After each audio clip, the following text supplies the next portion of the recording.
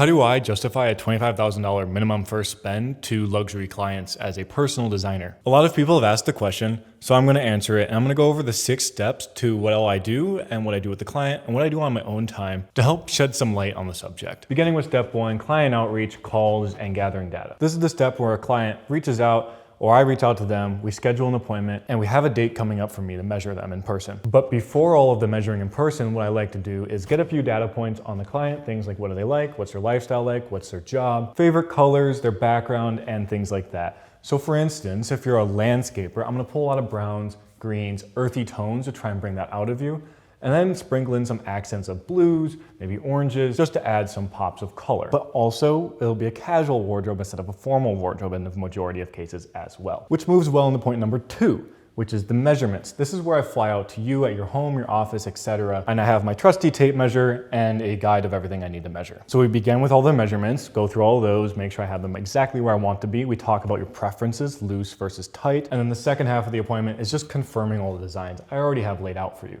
Because by this point, I've already designed 10, 15 items that I think would work really well in your wardrobe to help take it to that next step and to introduce you to Acme Clothiers. Then the third step of this is I bring all these measurements home, I work through the data, and I decide where are we having tolerances, how much, how little are we adding to everything based on the client's preferences. From this, if I have the time, I typically create a basted garment so that way I can more dial in the measurements easily without worry of it being too far off a place and not being alterable. So this way we make one garment first before we make the entire run so we don't ruin an entire run of clothing and have to give it away. Step number 4 is I take the basted garment and I fly out to you wherever you are in the country, Canada or the US, and I fit you in your home, office, etc. again, but this time with the garment.